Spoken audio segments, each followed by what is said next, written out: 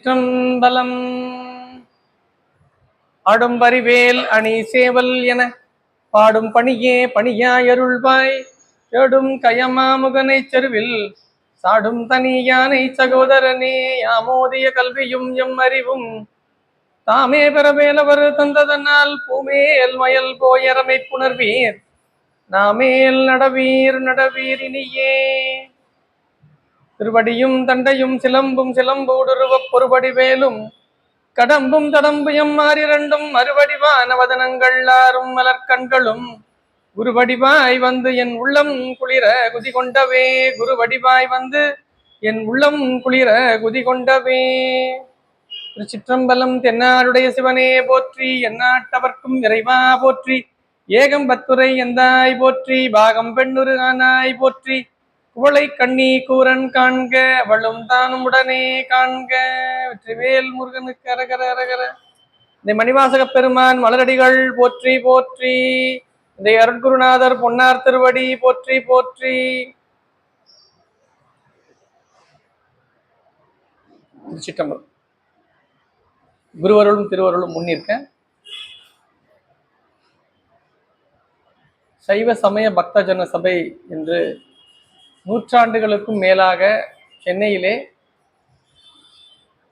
சமயப்பணியை சீரிய முறையில் ஆற்றி வருகின்ற சபைகள் என்பவை மிக குறைவு. அதிலே சைவ சமய பக்தஜன சபை கிட்டத்தட்ட 120 ஆண்டுகளுக்கும் மேலாக நம்முடைய சமயப்பணியை மிக செம்மையான முறையிலே தொடர்ந்து கொண்டிருக்கின்றது.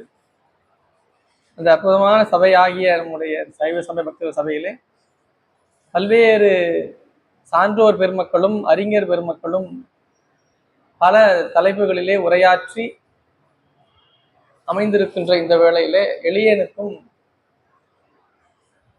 குருவருள் வாய்ப்பாக திருவாசகம் என்கின்ற தலைப்பில் உரையாற்றுவதற்கான திருவருள் வாய்த்தது.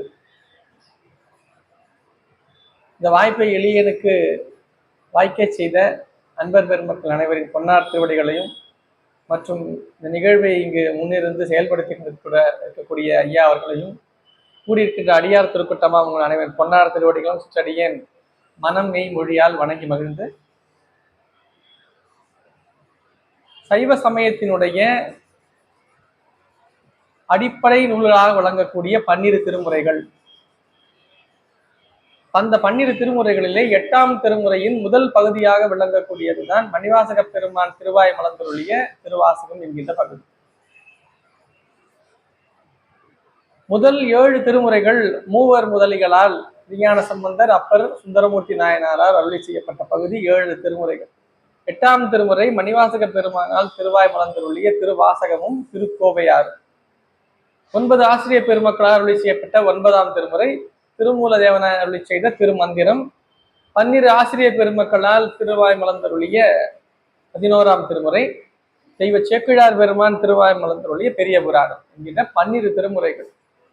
இறைவனுடைய புகழை மிக ஆழமாகவும் அகலமாகவும் நமக்கு விரித்துரைக்கின்ற அற்புதமான நூல்கள் 12 திருமுறைகள்.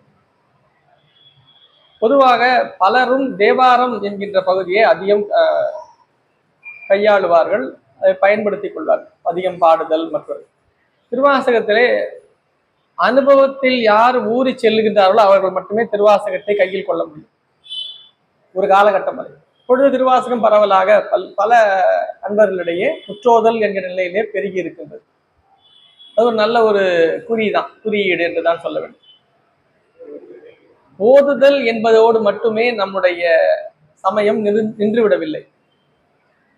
ஓதுதல் என்றால் அந்த அருளாளர்கள் அருளி செய்த பாடல்களை நாம் பாடுகின்றோம், படிக்கிறோம். அது என்ன சொல்லணும்? ஓதுதல் என்று சொல்ல வேண்டும். அந்த ஓதுதல் செய்யும் பொழுது என்ன நிகழ வேண்டும் என்றால் நமக்கு அதனோடு அனுபவம் பெற வேண்டும், ஆழ்ந்த அனுபவம் பெற வேண்டும்.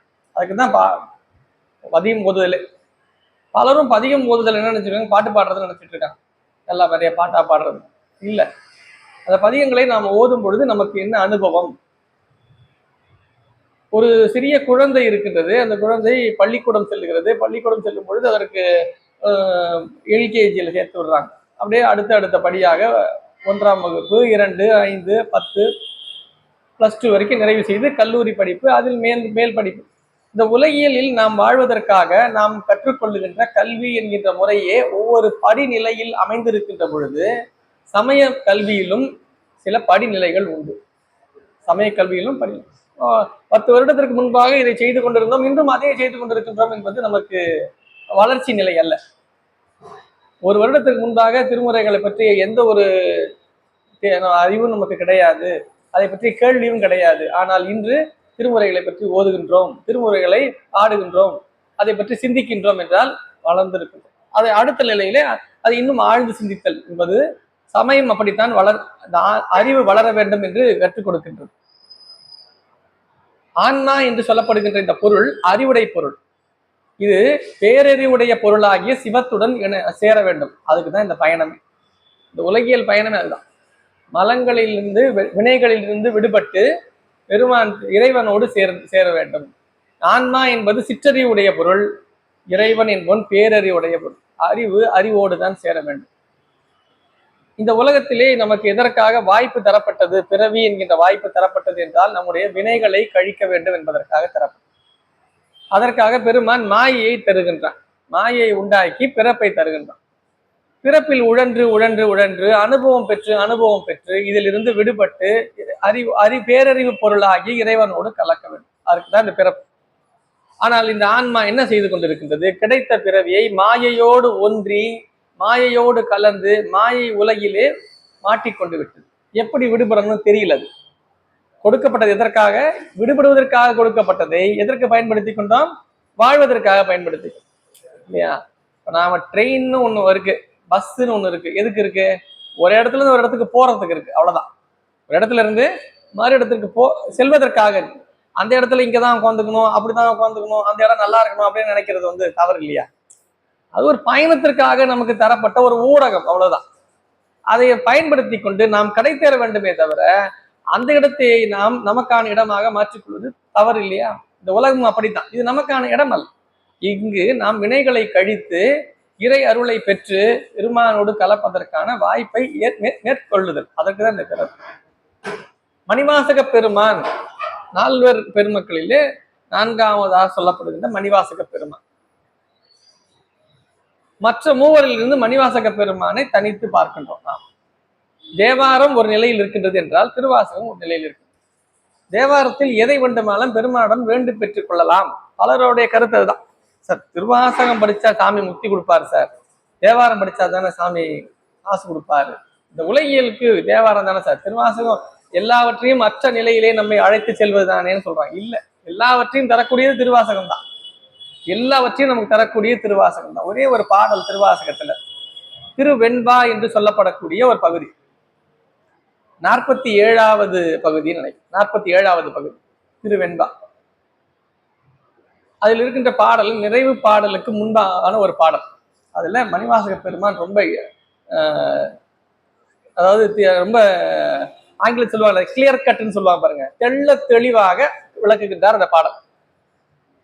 பலருக்கும் இந்த பாடலை படிக்கிறாங்க, ஓதுறாங்க, முற்றோதில்லை. ஆனா அதை பத்தி யோசிக்கிறது இல்லை.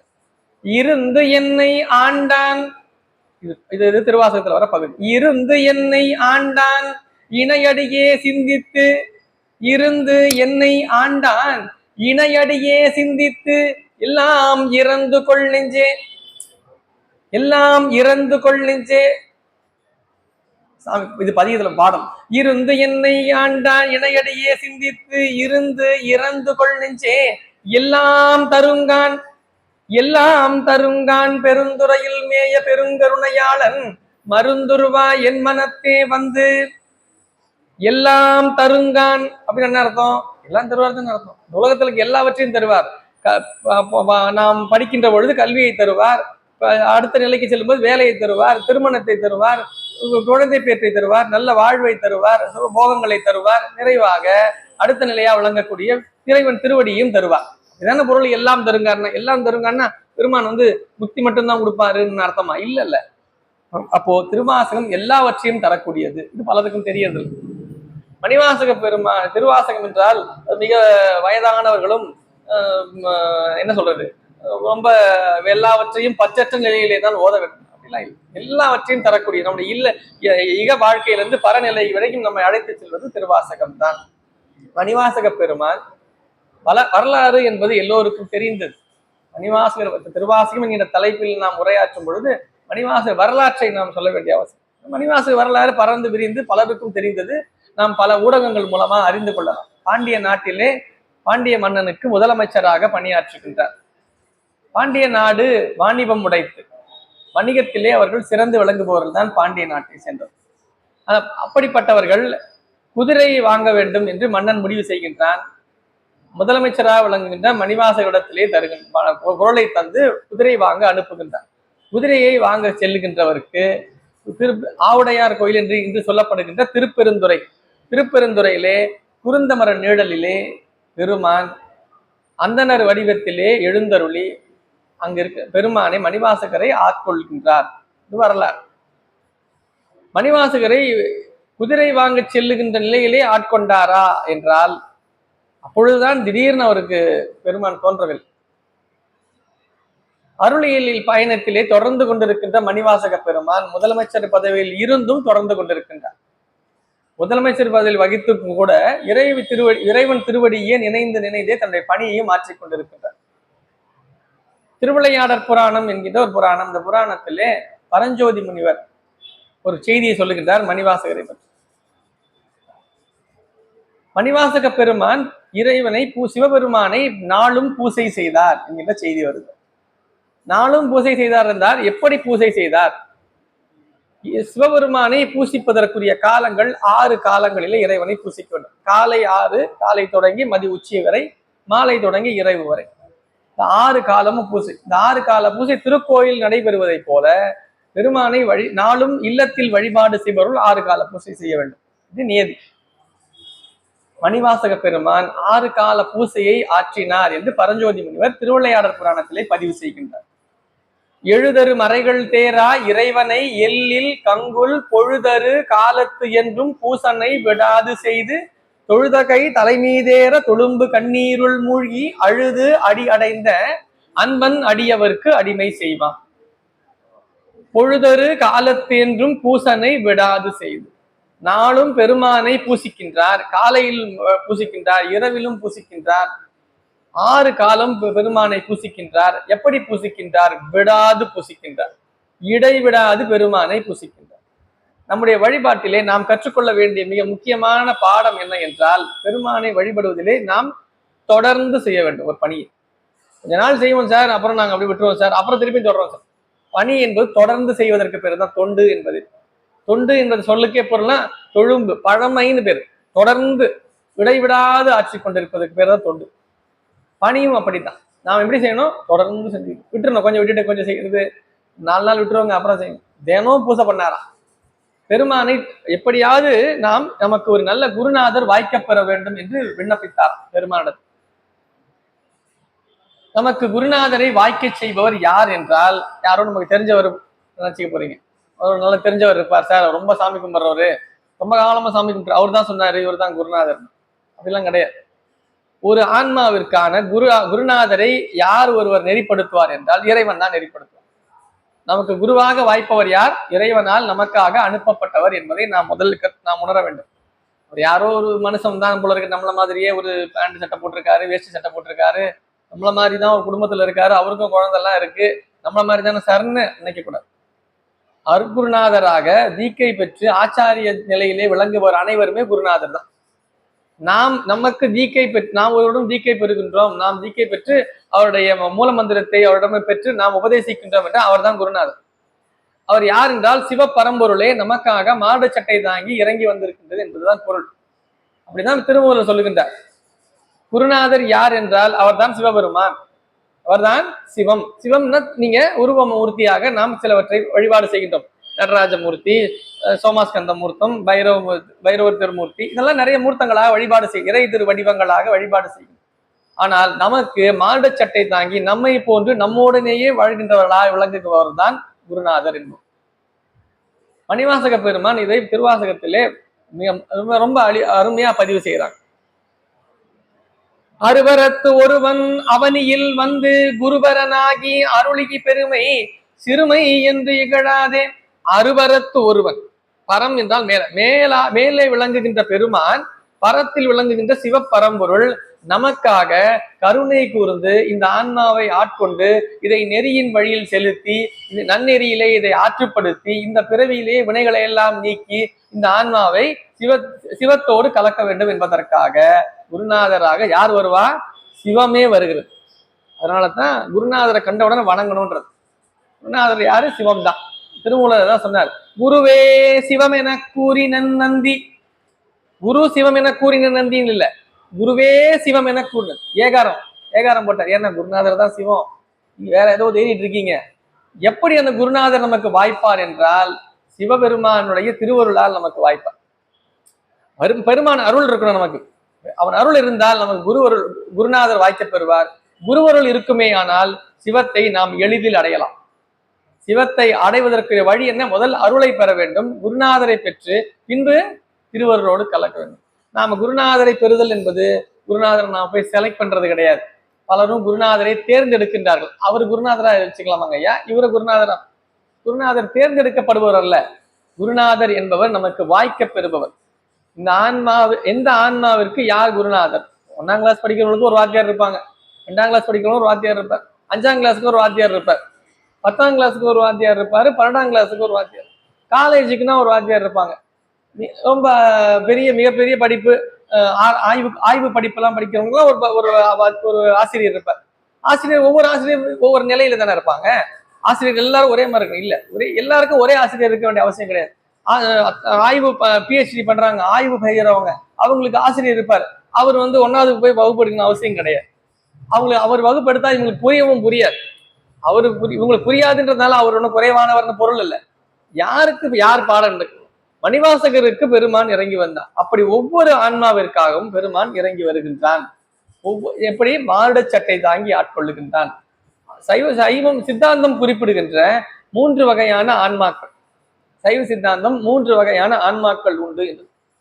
மும்மலமுடைய ஆன்மாக்கள், இருமலமுடைய ஆன்மாக்கள், ஒரு மலமுடைய ஆன்மா என்று ஆன்மாவை பிரிக்கின்றது. நாமெல்லாம் மும்மலமுடைய ஆன்மா. ஏன்னா இந்த உலகத்துல இருக்கும் இல்லையா, ஆணவம், கண்மம், மாயை என்று சொல்லப்படக்கூடிய மும்மலங்களால் பிடிக்கப்பட்டவர்கள் நமக்கு தான் இந்த உலகம். மாயை விட்டு நீங்கியவர்களுக்கு ஆணவம், கண்மம் மட்டும் விளங்குகின்ற ஆன்மாக்கள் உண்டு. பிரளயாகலர் என்று அவர்களை குறிப்பிடுகின்றார். இருமலமுடைய ஆன்மாக்கள் அவர்களுக்கு தனி இடம், இங்கே இருக்க மாட்டாங்க, உலகத்துல இருக்க மாட்டாங்க, உலகத்திற்கு அப்பாற்பட்டு விளங்குவார்கள். மணிவாசக பெருமான் குறிப்பிடுவார், ஏகாசமிட்ட இருடிகள் போகாமல் ஆகாசம் காவல் என்று உந்தி பெற அதற்கப்பாலும் காவல் என்று உந்தி பெற. அந்த ஆகாயத்திற்கு வெளிப்புறமாக இருந்து அந்த ஆகாயத்தை காத்து கொண்டிருப்பார்கள். அவர்கள் இருமலமுடைய ஆன்மா. ஏகமலமுடைய ஆன்மாக்கள் சதாசிவர்கள் என்று சொல்லப்படுவர்கள் உண்டு. இப்படி மும்மலமுடைய ஆன்மாக்களை இறைவன் ஆட்கொள்ளும் பொழுது எப்படி ஆட்கொள்ளுகின்றான் என்றால், ஏகமலமுடைய ஆன்மாக்களை பெருமான் உள்ளிருந்து ஆட்கொள்ளுகின்றான். அவர்கள் வெளியெல்லாம் எங்கேயும் சாமி இருக்க மாட்டார். எங்கன்னா சாமி உள்ளதான் இருப்பாங்க. அவங்க உள்ளிருந்தே அவர்களை ஆட்கொள்வான். அப்புறம் இருமலமுடைய ஆன்மாக்களை பெருமான் ஆட்கொள்ளும் பொழுது மான் மழுவோடு சடையோடும் உமையொரு பாகனாக விளங்கி அவரை ஆட்கொள்வார். நடராஜ திருமூர்த்தி அவருக்கு தான் உருவ திருமேனியா பெருமான் காட்சி தரும். மும்மலமுடைய நம்மை போன்ற ஆன்மாக்களை இறைவன் எப்படி ஆட்கொள்ளுகின்றான் என்றால், மானுட சட்டை தாங்கி அருட்குருநாதராக எழுந்தருளி நம்மை ஆட்கொள்ளுகின்றான். நமக்கு சாமி நேரா வரமாட்டார். நேரம் மான் மழுவோட சடையோட திருசூலத்தோட விடை மேல ஏறி சிவபெருமான் காட்சி தருவார்னா நமக்கு அப்படி காட்சி இருக்காது. நாம் மாயையோடு விளங்குகின்றோம். மாயையில் விளங்குபவர்கள் காட்சி அப்படி விளங்க பெறார். நமக்கு எப்படி வரும்? நமக்கு நம்மை போலவே வரும். சித்தாந்தத்துல ஒரு இடம் வரும், மானை காட்டி மானை பிடிப்பது போல, யானையை காட்டி யானையை பிடிப்பது போல மானிடரை காட்டி மானிடரை பிடிக்கின்றார் பெருமான். மனிதரை ஆட்கொள்ளும் வள்ளல் என்று மணிவாசகர் குறிப்பிடுவார் ஒரு இடத்துல. மானிடராக பெருமான் எழுந்துள்ள எதற்காக? நமக்கு திடீர்னு பேசிக்கிட்டே இருக்கும், திடீர்னு ஒரு மான் மழுவோட ரிஷபாரூடராக திருசூலம் ஏந்தி புலித்தோலோடு பெருமான் இங்க எழுந்தருளுகிறார்னு வச்சுப்பேன். நமக்கு என்ன தோணும்னா, உடனேவே ஏதோ பக்கத்துல ஷூட்டிங் நடக்குது போல இருக்கு, அங்க இருந்து நேரா ஒருத்தர் வந்திருக்காரு போல இருக்கு, ஐயா வணக்கம், அவர் பார்த்து வணங்கணும்னு தோணும் இல்லையா? அந்த திருக்கோலத்தை கண்டவன அது பெருமான் திருமூர்த்தம்னு நமக்கு தெரியுமா? தெரியாது. நாம் அப்படி நான் மாயையில் நாம் விளங்குவதால் நமக்கு காட்சி எப்படி இருக்கும்? நமக்கு அது வியப்பான காட்சியாகத்தான் தரும். இப்ப நம்மை ஆட்கொள்ளும் பொழுது பெருமான் எப்படி எழுந்தருள்வான்? அருட்குருநாதராக எழுந்தருள்வார். சகலர்களாகிய மும்மலமுடைய ஆன்மாக்களை இறைவன் ஆட்கொள்வது அருட்குருநாதர் திருமேனி கொண்டு மட்டும்தான். நமக்கு அப்படித்தான் எழுந்தருள்வார்.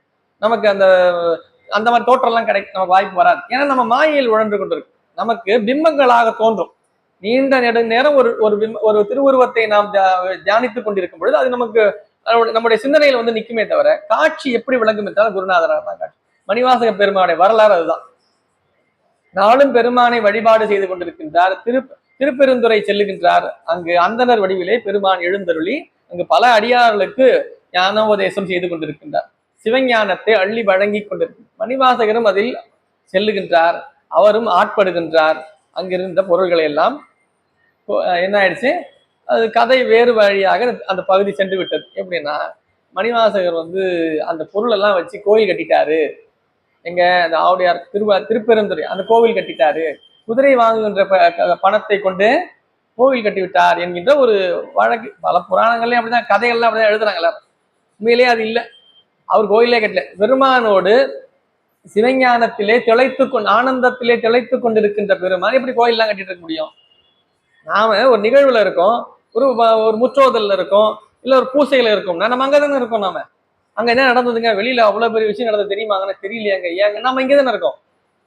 நாம் நம் உலகில் இருந்து பூசை செய்யும் பொழுது, வழிபாட்டில் இருக்கும் பொழுதே நாம் வெளிப்புற உலகில் இருந்து நம்ம அதுல இருந்து அகன்று இருக்கின்றோம் இல்லையா? அது நமக்கு ஒன்னே திளைத்து இருக்கணும். பெருமானுடைய திருவருள் நீழலிலே இருந்து சிவஞானத்தை பெற்றுக் கொண்டிருக்கின்ற மணிவாசக பெருமானுக்கு எப்படி இந்த பொருள் எல்லாம் எடுத்துட்டு கடையில கொடுத்து மண்ணு வாங்கி கல்லு வாங்கி கோயில் கட்டணும்லாம் தோணும்? அப்படிலாம் இல்லவே இல்லை. இது திருவாசகத்திலேயே ஒரு இடமே வருது. அந்த பணம் எங்க போச்சு அப்படின்னா, அது யாரோ களவாடி சென்று விட்டார். ஈண்டு கனகம் இசைய பெறாது ஆண்டான் என்கோன் அருள் வழி இருப்பன்னு கீர்த்தி திருவகல்ல ஒரு செய்தி சொல்ற. கீர்த்தி திருவகள் படிச்சுட்டே வந்தீங்கன்னா தெரியும். ஆண்டான் என்கோன் அருள் வழி இருப்ப. எப்போ? ஈண்டு கனகம் இசைய பெறாது. அந்த பணம் என்ன ஆச்சுன்னே தெரியல, பணம் போயிருச்சு. இந்த கோவில் அவர் கட்டல, கோயில் எல்லாம் கட்டல, கோயில் ஏற்கனவே இருக்கு. கோவிலு ஏற்கனவே இருக்கு. அங்க இருக்கிற கோவில பாண்டிய மன்னனுடைய அவருடைய அன்பை பெற்ற உடனேயே, மணிவாசகரை பற்றிய நிலையெல்லாம் பாண்டியன் உணர்ந்த உடனேயே அந்த திருக்கோயில் கட்டுவதற்கான தொகையெல்லாம் அவர் தரார். திருப்பணிக்காக பணத்தை பொன்னையும் பொருளையும் தந்து திருக்கோயிலை கட்ட சொல்லி பெருமான் சொல்லுகின்ற. யார் சொல்றா? பாண்டியன் சொல்றா. அவருக்கு ஏற்கனவே அந்த பக்கம் வரும்போதே கோயில் இருந்திருக்காங்க. எங்க இருந்திருக்கு? திருப்பெருந்தூர்ல கோயில் இருந்து. அதுக்கு என்ன சான்று? கதை சான்று இல்ல. நமக்கு எல்லாவற்றையும் வரலாற்றையும் எல்லா செய்தியும் பதிவு செய்யும் பொழுது அருளாளர்கள் பாடல்களே சான்று. யாரு? எந்த அருளாளர் அந்த பாடலை பாடுகின்றாரோ அவரே சான்று இல்லையா? அவர் தானே. அவருக்கு மேல வேற யாரும் சொல்ல முடியும்? அவர் பாடினதை நான் பார்த்து ஒருத்தர் சொல்றாருன்னு வச்சுக்கலாம், அதுல கூட உண்மை இருக்குமான்னு தெரியாது. ஆனா அவரே பதிவு செய்திருக்கின்றார் என்றால் அது உண்மையாகத்தான் இருக்க முடியும். திருவாசகத்திலேயே பதிவு இருக்கின்றது. அந்த கோவில் அந்த திருக்கோவிலுக்கு வரும் பொழுது அங்கு கோவில் இருந்ததாக மணிவாசகர் பதிவு செய்கின்றார். திருப்பள்ளி எழுச்சி. முந்திய முதல் நடு இறுதியும் ஆனாய் மூவரும் அறிகிலர் யாவரும் அறிவார் பந்தனை விரலையும் நீயும் நின் அடியார் பழங்குடில் தொறும் எழுந்து அருளிய பரனே செந்தழல் புரை திரு மேனியும் காட்டி திருப்பெருந்துறை உரை கோயிலும் காட்டி அந்தனாவதும் காட்டி வந்தாண்டாய் ஆரமுதே பள்ளி எழுந்தருளாய். திருப்பெருந்துறை உரை கோயிலும் காட்டின்னு திருப்பள்ளி எழுச்சியில பதிவு செய்யறாருன்னா கோயில் இருக்குன்னு அர்த்தம். கோயில் இருக்கு, கோயில சாமி தான் அவருக்கு காட்டினாருன்னா அப்ப கோயில் இருக்குன்னு தானே அர்த்தம். அப்புறம் கோயில் எப்படி அவர் கட்ட முடியும் இல்லையா? அப்போ அந்த செய்தி இதுவரை நாம் அறிந்திருந்த அந்த செய்தி என்பது உண்மை அல்ல என்பது தெரிகிறது. மணிவாசகர் கட்டவில்லை. ஏற்கனவே அந்த கோயில் இருந்திருக்கு. அந்த கோவிலை புனர்வுத்வம் செய்கின்றார், புதுப்பிக்கின்றார் பிற்காலத்துல. அதுவும் இந்த குதிரை வாகன காசுல எல்லாம் கட்டல, யாரோ எடுத்துட்டு போயிட்டான் அந்த காசை. அதுதான் மணிவாசகர் தருகின்ற இன்னொரு இடத்துல செய்தி. ஈண்டு கனகம் இசைய பெறாது ஆண்டான் என்போன் அருள் இருப்ப என்று ஒரு அந்த இடத்துல சொல்றது அதுதான். அதனால மணிவாசகர் எதை செய்யவில்லை. என்ன வரலாறு? அவர் அருளியலே திளைத்திருக்கு. வேறு யாரோ கவர்ந்து சென்று விட்டார். திருக்கோயில் அது என்பது ஏற்கனவே இருக்கின்றது. இதெல்லாம் நாம் வரலாற்றிலிருந்து தெரிந்து கொள்ள வேண்டிய செய்தி.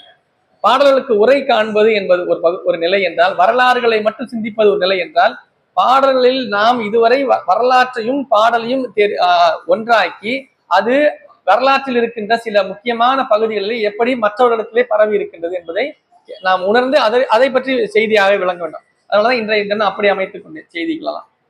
மணிவாசக பெருமான் இறைவனத்தில் எதையுமே வேண்டவில்லை. பல அடியார்கள் பெருமானிடத்தில் சென்று பொன்னையும் பொருளையும் வேண்டினார்கள், பலருக்காக வேண்டினார்கள். தனக்காக இல்லைன்னா பிறருக்காக. மணிவாசக பெருமான் எந்த இடத்தில் பொருளை வேண்டவில்லை என்றுதான் நமக்கு பகுதி முழுக்க தெரியுது. சாமியே அவருக்கு பொருளை தந்த பொழுதிலும் கூட அந்த பொருளை பொன்னையும் அந்த அந்த மிகப்பெரிய முதலமைச்சர் பதவியே ஒரு நொடியில் துறந்தார். பெருமானுக்கு ஆட்பட்டு அங்கேயே அப்படியே இருந்து விட்டார். பதவி போச்சு இல்லையா, நம்ம நாளைக்கு ஆபீஸ் போடலாம், நம்ம வேலையில இருந்து எடுத்துருவாங்க, டக்குன்னு கிளம்பிடுறோம் நம்ம. அவருக்கு அப்படின்னு நினைக்கல. ஏன்?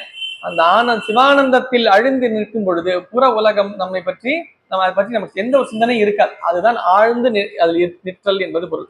ஆனந்தத்தில் அழுந்து நிற்றல் என்பது பொருள். மணிவாசக பெருமான் இறைவனிடத்திலே எதையும் வேண்டவில்லை என்பது நமக்கு தெள்ள தெளிவாக தெரிகிறது. ஒரு பாடல் திருவாசகத்திலே எல்லோருக்கும் தெரிந்த பாடல், பலராலும் இது பாடக்கூடிய ஒரு பாடல். வேண்டத்தக்கது அறிவோய் நீ, வேண்ட முழுதும் தருவோய் நீ, வேண்டும் அயன்மார்க்கு அறியோய் நீ, வேண்டி என்னை பணிகொண்டாய், வேண்டி நீயாது அருள் செய்தாய், யானும் அதுவே வேண்டி நல்லால், வேண்டும் பரிசொன்று உண்டனில் அதுவும் முந்தன் விருப்பன்றே. இதுதான் பாடல். இந்த பாடலுக்கு பொதுவா பேசும்போதோ இல்ல நூல்கள்லயோ விளக்கம் என்ன போட்டுறாங்க அப்படின்னா, வேண்டத்தக்கது அறிவோய் நீ அப்படின்னா, சாமி எனக்கு எதுவும் வேண்டாம் அப்படின்னு சொல்றது ஒரு நிலை. எனக்கு என்ன வேண்டது உங்களுக்கு தெரியும் சாமி அப்படின்றது ஒரு நிலை இல்லையா?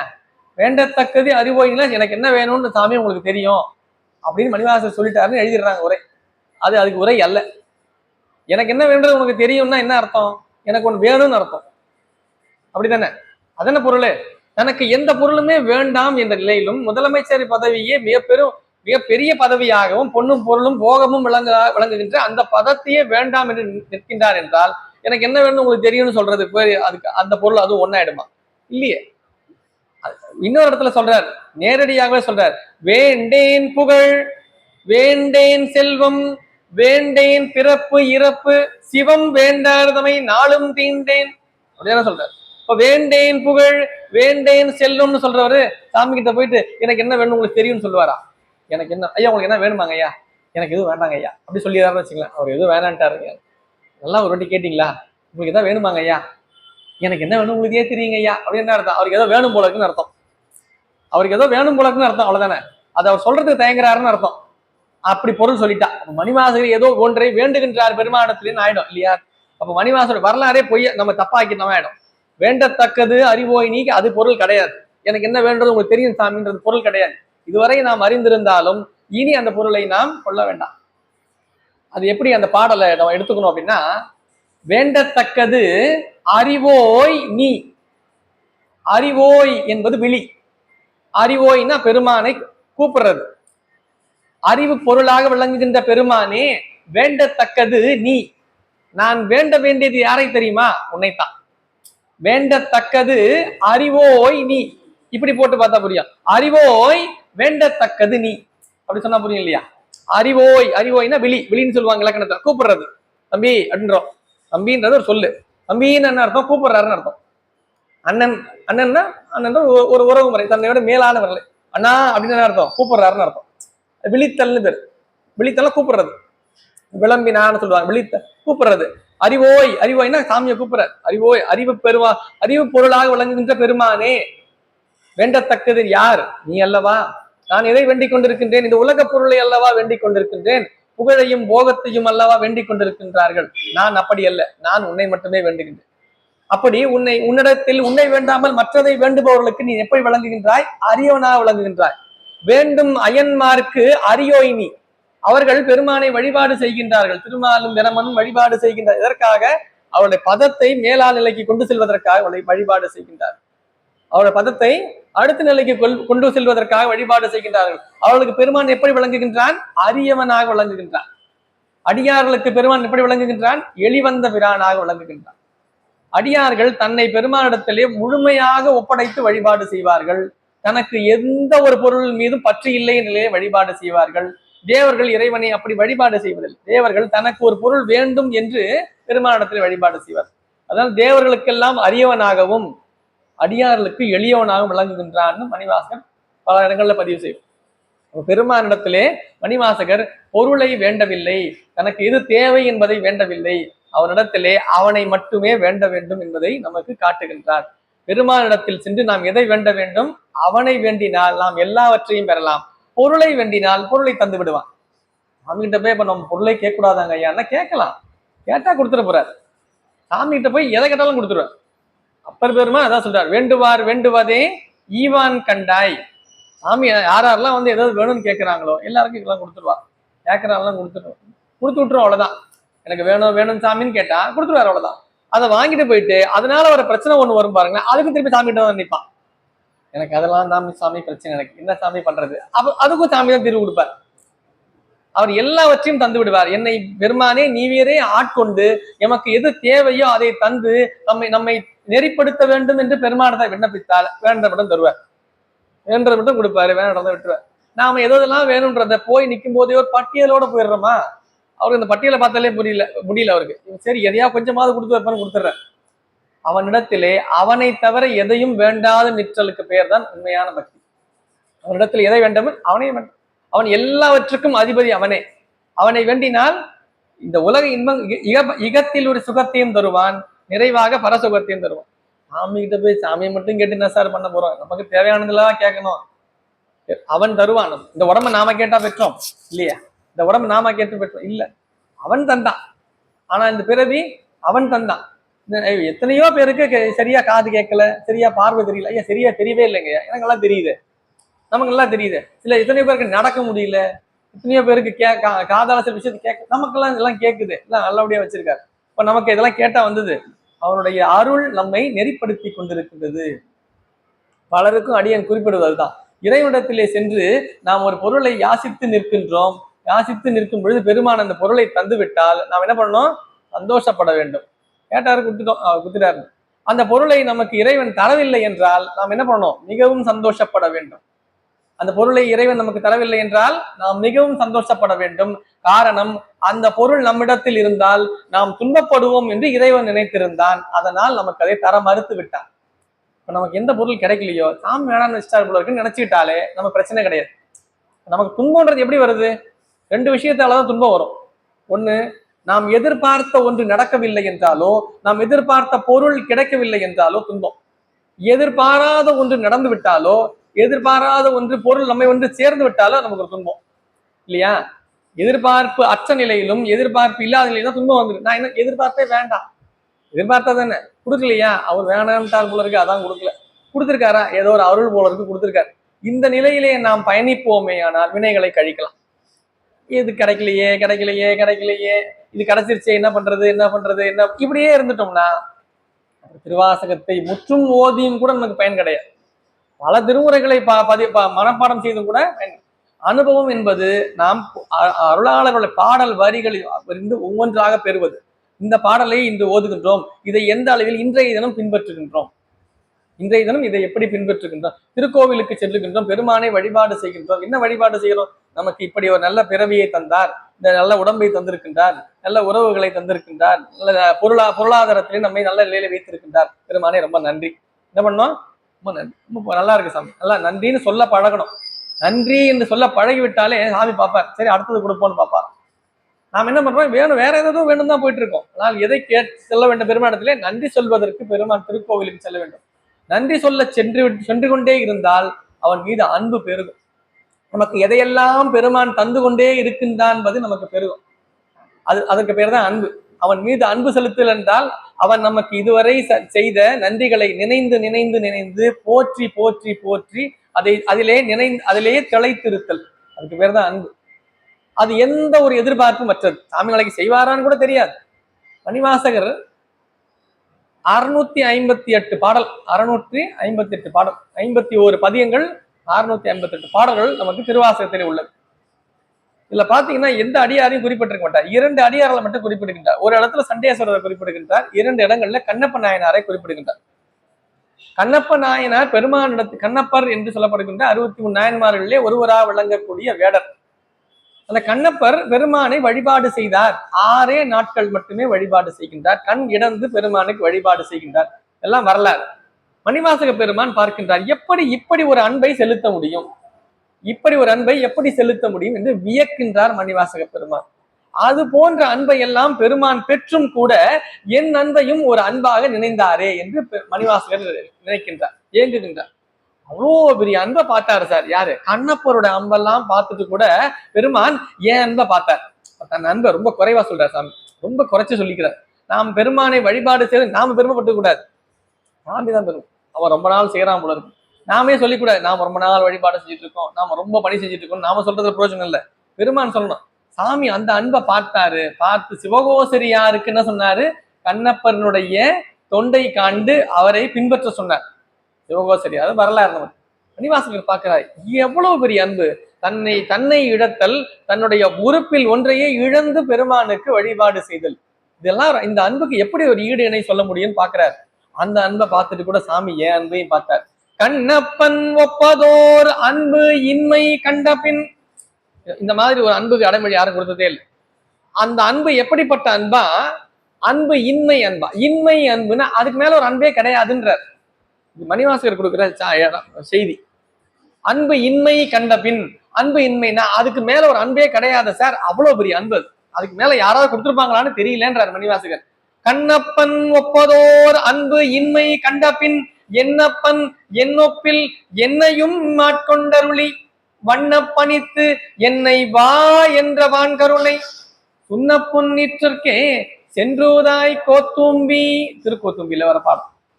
கண்ணப்பன் ஒப்பதோர் அன்பு இன்மை கண்டபின், அதை பார்த்து கூட சாமி ஏன் அன்பை ஏத்துக்கிட்டாரு. கண்ணப்பரை என்ன சொன்னார் தெரியும்? ஆனா அதுல கூட ஒரு நமக்கு ஒரு பெருமை தான். சாமி சொல்றார் மணிவாசகர், அதுல கூட என்ன சாமி ரொம்ப அதிகமா தான் ஆட்கொண்டார்.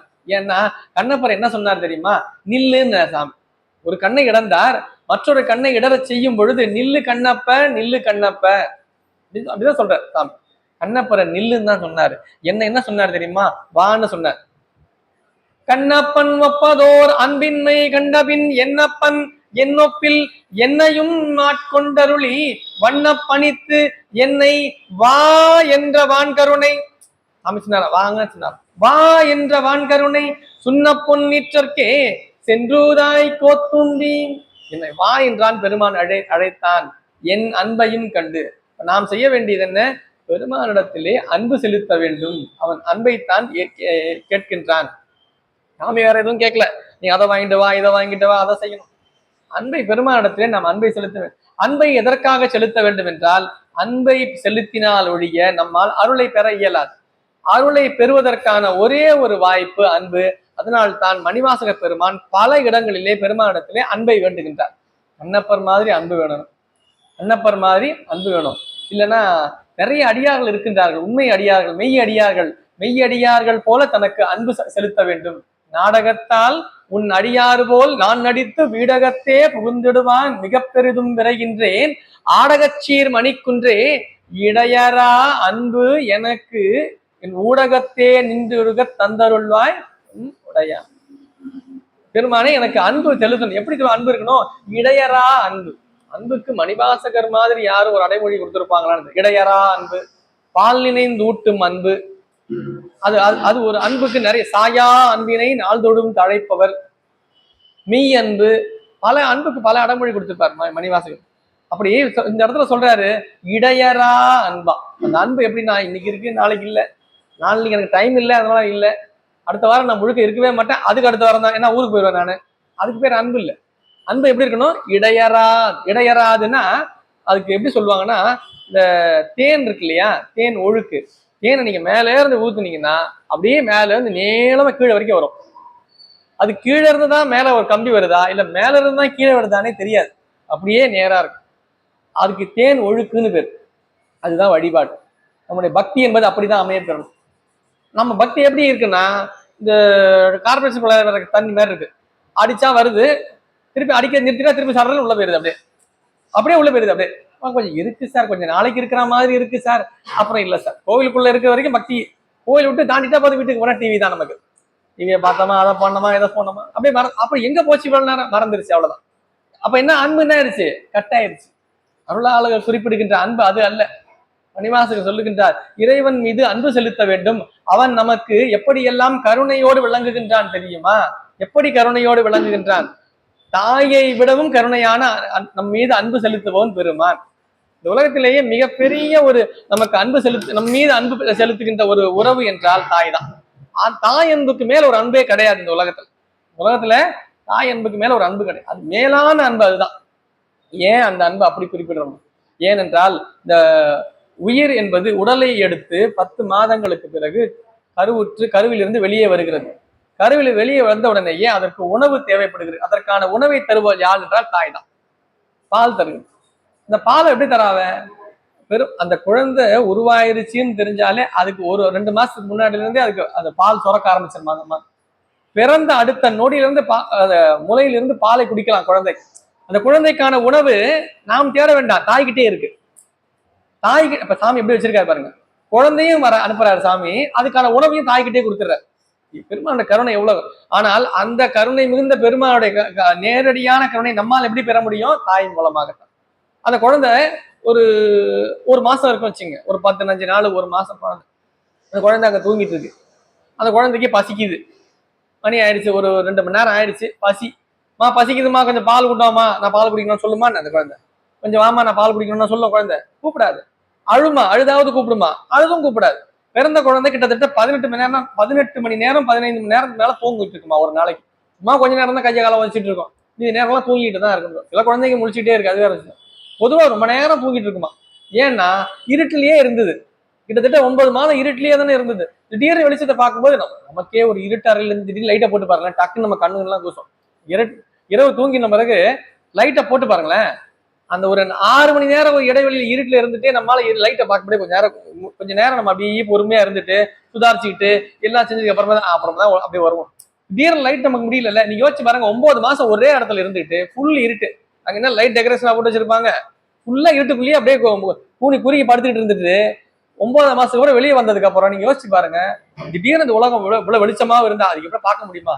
அதான் அழுவுறதுக்கு காரணம். அதனால அந்த வெப்பநிலையை தாங்க இயலவில்லை, அந்த ஒளியை தாங்க இயலவில்லை, அதனால அதுக்கு அழுவுது. அதனால பாத்துட்டு அதுவும் கொஞ்ச நாள் தாயினுடைய அரவணைப்பிலேயே இருக்கும்போது என்ன ஆகுது, அந்த தாய் அந்த குழந்தைக்கு பசிக்குமா, அந்த அம்மா சமைச்சுக்கிட்டே இருக்கும், ஏதாவது வேலை செஞ்சுக்கிட்டே இருக்கும்.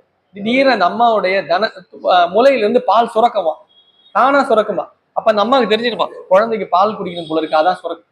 குழந்தைக்கு பால் குடிக்கணும்ன்ற எண்ணம் வரும்பொழுது தூங்கிட்டு இருக்கோம், அந்த எண்ணம் வரும்போது என்ன ஆயிருமா, அந்த தாய்க்கு முலை சுரக்க ஆரம்பிச்சிருமா. உடனே நம்ம நேரா போயிட்டு அந்த குழந்தையை எழுப்பி அதுக்கு பால் கொடுப்பாலாம். அந்த அந்த தாயை பெருமான் நினைத்து பாக்குறா. என்ன, பால் நினைந்து ஊட்டும் தாயினும் சால பரிந்து. இந்த பால் நினைந்து ஊட்டும் தாய் அவளை விடவும் பரிவானவன் பெருமான். ஏன்னா தாய் கூட நினைந்துதான் ஊட்டுவான். நமக்கு நினைப்பு வருவதற்கு முன்பாக இருந்தே நமக்கு அறிவை ஊட்டி கொண்டிருப்பவன் பெருமான். அதனால்தான் பால் நினைந்து ஊட்டும் தாயினும் சால பரிந்து. கரு உற்று வெளிவந்த பிறகு பால் தராவ. கரு உருவாவதற்கு முன்பே அந்த கரு உடனேயே இருப்பது யார் தெரியுமா? பெருமான் தான். விந்து வெளியே வருது, அது தாய் கருப்பைக்குள்ள செல்ல போது, கருப்பையில் சென்று உள்ள நின்ற உடனேயே அது ஒரு கரு முட்டையில் நின்று கருவாக உருவெடுக்கிறது. முதல் மாசம் எப்படி இருக்குன்னு தெரியவே தெரியாது யாருக்குமே. டாக்டருக்கு 2வது மாசத்துக்கு அப்புறம் தான் தெரியும். டாக்டராலே கண்டுபிடிக்க முடியுது என்னன்னா, அவளுக்கு 2 மாதங்கள்ல ஒரு கருவுற்று இருக்கின்றார்கள், கன்சீவ் ஆயிருக்காங்க சார் அப்படின்னு சொல்றாங்க. மணிவாசகர் குறிப்பிடுகின்றார், முதல் மாதமே ஒரு மதி தான்றியில் இருமதம் படைத்துன்றார். தாண்டிக்காயின்னு ஒரு காய், நீங்க வேணா அப்புறமா யூடியூப்லயே இல்ல கூகுள்லயே போட்டு பாருங்க. தாண்டிக்காயின்னு ஒரு காய் இருக்கு, இவ்வளவுதான் இருக்கும், அது ஒரு மாதிரி முட்டையா இருக்கும் அந்த காய். அந்த மாதிரி மாசத்துல இருக்குமா. இது வரைக்கும் இதுலயே அறிவியலே அது மாதிரி இல்ல. மணிவாசகர் குறிப்பிட்டு அப்படிதான் முதல்ல இருக்கும். அது ஷேப் ஆகலாம், இல்ல அப்படியே போயிடலாம், காணாம போயிடலாம், ஒன்றுமே இல்லாம ஆயிடும்.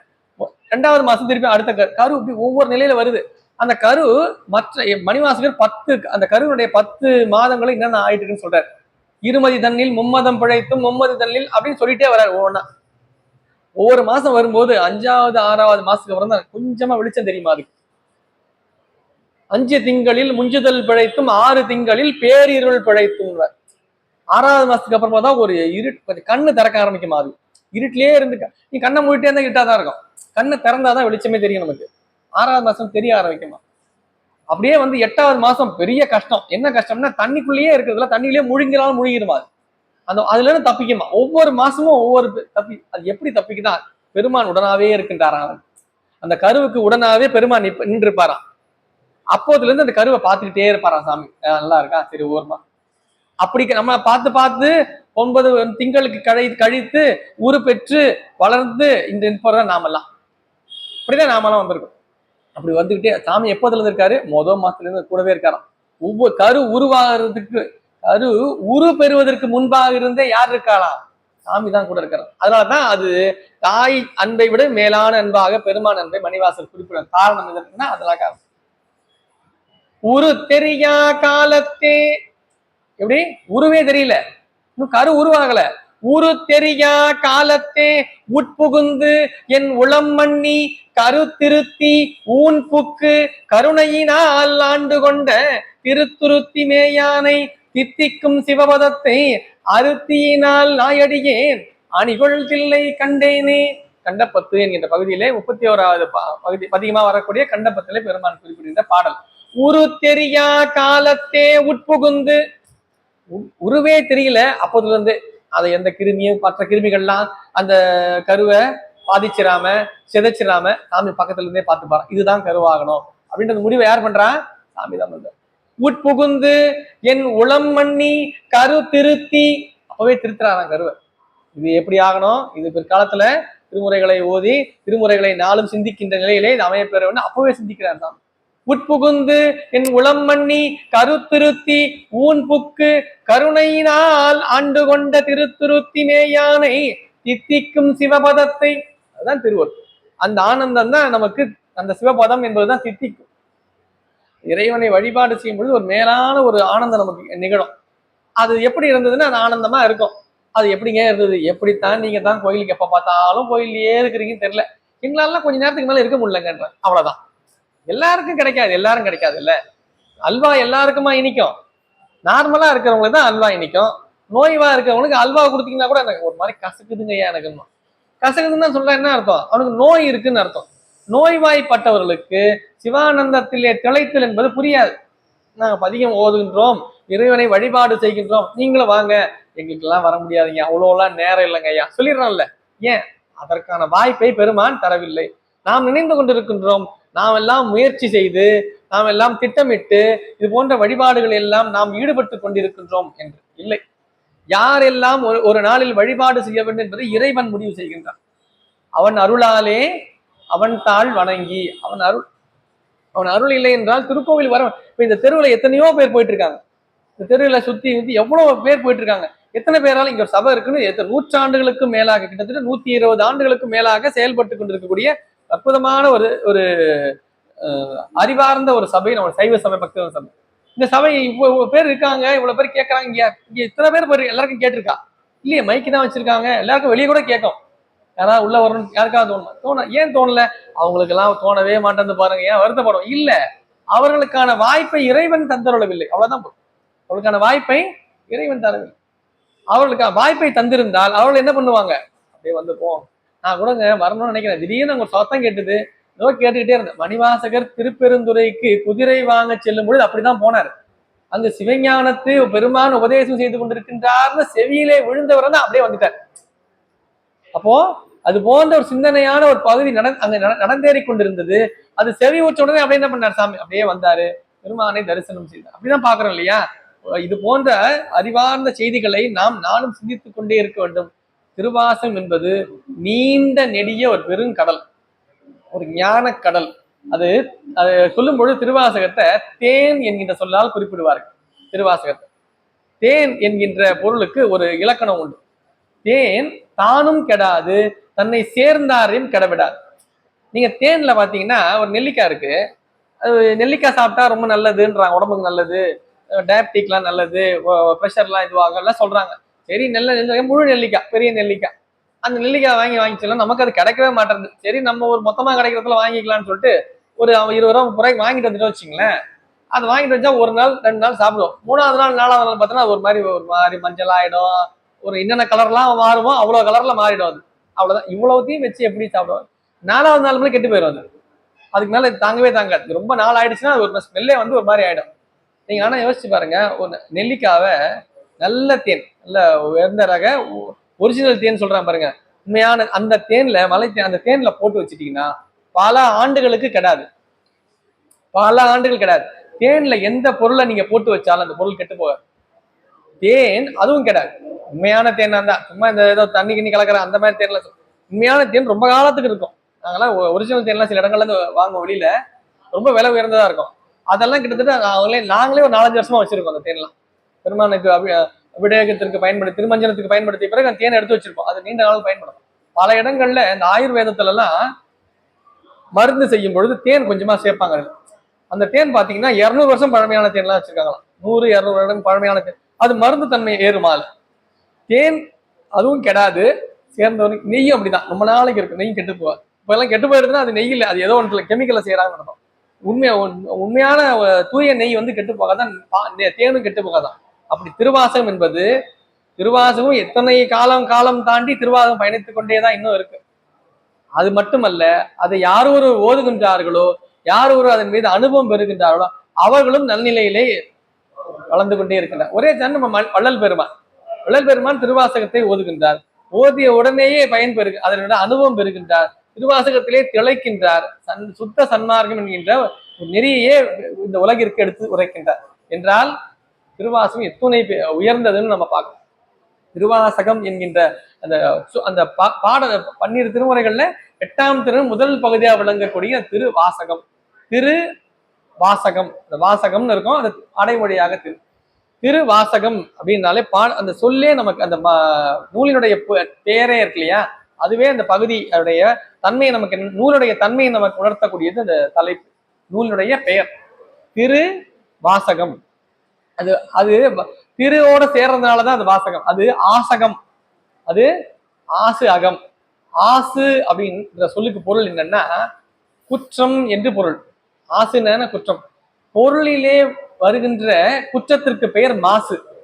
ரொம்ப நேரம் ஒரு பொருள் அங்க இருக்குன்னு வச்சுங்களேன், அந்த பொருள் தொடாதீங்க ஏங்கன்னா அது மேல மாசு படிச்சிருக்கு, அது மேல மாசு. இந்த உலகத்துல இந்த ஊரே அப்படித்தானே இருக்கு, ஊரே மாசு தானே பட்டிருக்கு. அதுக்குதானே ஒரு வாரியமே வச்சிருக்காங்க, மாசு கட்டுப்பாட்டு வாரியம்னு வச்சிருக்காங்க. எதுக்கு வச்சிருக்காங்க? மாசு ஏற்பட்டு கொண்டே இருக்கும் இந்த உலகத்துல, அது என்ன பண்ணணும், அதை கட்டுப்படுத்தணும். குறைக்க முடியாது, ஒன்னும் ஜீரோவாக்க முடியாது, கட்டுப்படுத்தலாம். அந்த கொரோனான்னு ஒரு பீரியட் வந்து பாருங்க, அந்த காலத்துல மாசு அந்த அளவுக்கு கட்டுப்பாட்டுல இருந்துதான் உலகம் முழுக்க, ஊர் முழுக்க. சென்னை அவ்வளவு மாசு, புகை இல்ல, டஸ்ட் இல்ல, எங்கேயும் நீர்நிலைகள் எல்லாம் அப்படியே நல்ல நிலையில இருந்து எங்கேயுமே இந்த மாசே இல்லாம இருந்திருக்கு.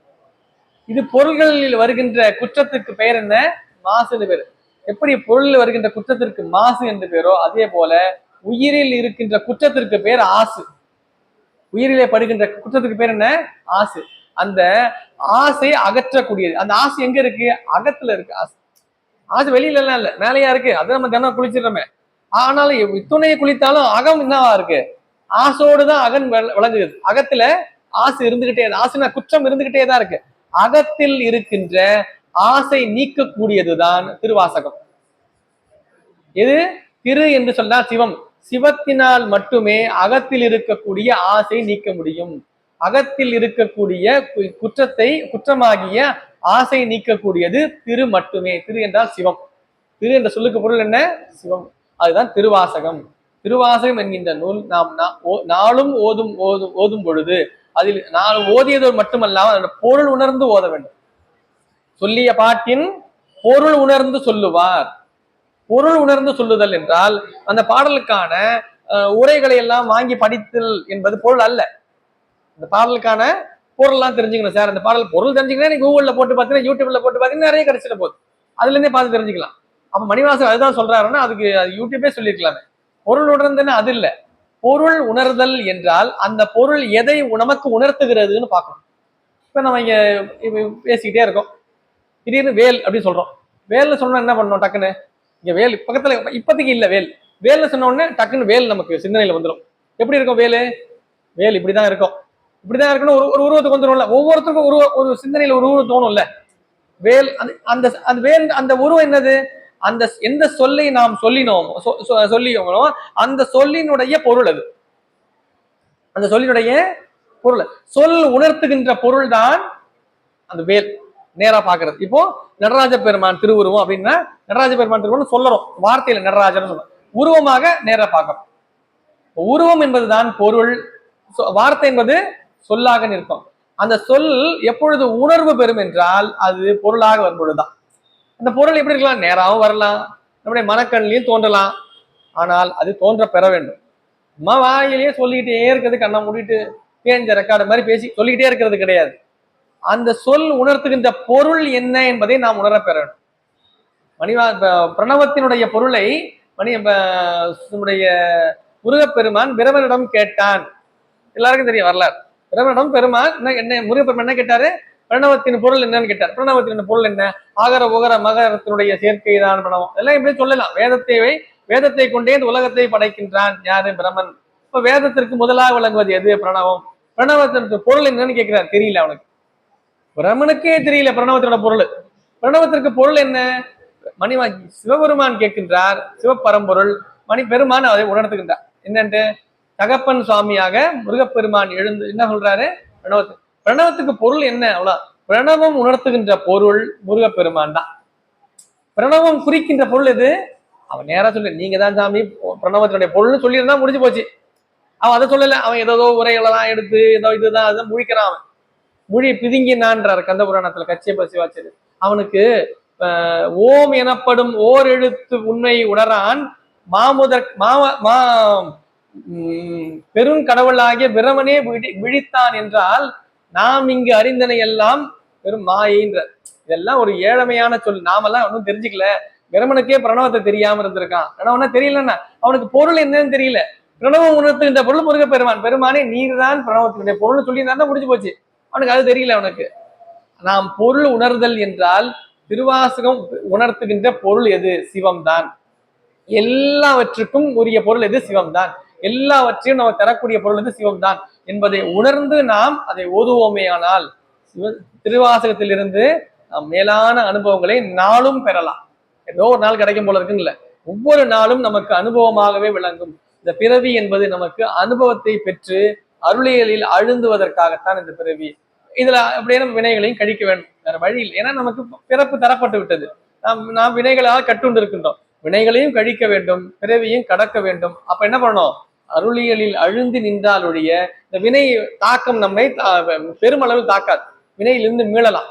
வினையிலிருந்து மீண்டு இந்த பிறவியில் வாழ்வாங்கு வாழ்ந்து எல்லா வளங்களும் பெற்று நிறைவாக இறைவன் திருவடி பேற்றையும் பெற வேண்டும் என்பதுதான் நமக்கு அகத்தில் இருக்கக்கூடிய ஆசை அகற்றக்கூடிய வழி என்று சொல்லி இப்போ கிட்டத்தட்ட ஒரு மணி நேரமாக நாம் திருவாசகத்தினுடைய சிந்தனையை தொடர்ந்து சிந்தித்துக் கொண்டிருக்கின்றோம்.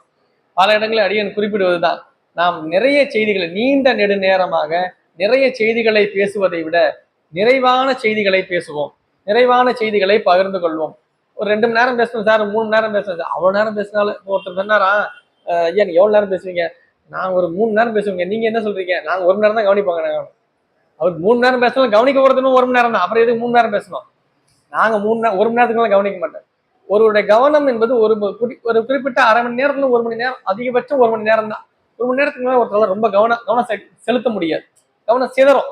அதனால முடிந்த அளவில் நாம் நிறைவான செய்திகளை தெரிந்து கொண்டோம். திருவாசகத்தை பற்றிய அரிய செய்திகளை இந்த அற்புதமான களத்தின் மூலமாக சைவ சமய பக்தஜன சபையினால் வாரந்தோறும் நடைபெறுகின்ற இந்த அருட்பொழிவிலே செவ்வாய்க்கிழமையாக இன்றைய தினம் நடைபெற்ற இந்த பொழிவின் மூலமாக திருவாசகத்திலிருந்து இந்த செய்திகளை எல்லாம் இன்றைய தினம் நாம் அறிந்து கொண்டோம் என்கின்ற நிறைவோடு இந்த நல்ல வாய்ப்பை எளியனுக்கு நல்கிய இந்த நிகழ்வு ஏற்பாடு செய்த அன்பர் பெருமக்களுக்கும், இங்கே அடியனை அறிமுகம் செய்த அன்பர் அவருக்கும், அடியனை தொடர்பு கொண்டு இந்த நிகழ்வுக்கு அடியனை உறுதி செய்த அன்பர் ஐயா டாக்டர் அண்ணாமலை ஐயா அவர்கள் திருவடிகளுக்கும், அவருடைய தந்தையார் அவர் இந்த நிகழ்ச்சியை இங்கே இருந்து ஒருங்கிணைத்துக் கொண்டிருக்கின்றார் அவர்களுக்கும், மற்றும் இருந்து கேட்ட அடியார் பெருமக்களாம் உங்கள் அனைவரின் பொன்னார் திருவடிகளையும் சிற்றடியேன் மனம் நெய் மொழியால் வணங்கி மகிழ்ந்து நாளும் திருவாசகத்தை ஓதுவோம், திருவாசகத்தில் திளைப்போம், ஆனந்தத்தில் அழுந்துவோம், வினைகளை எல்லாம் அகற்றுவோம் என்று சொல்லி இதோடு எளியனுடைய உரையை நிறைவு செய்கின்றேன். நன்றி, வணக்கம். திருச்சிற்றம்பலம். காபாய் கனகத்திரளே போற்றி, கைலை மலையானே போற்றி போற்றி. திருச்சிற்றம்பலம்.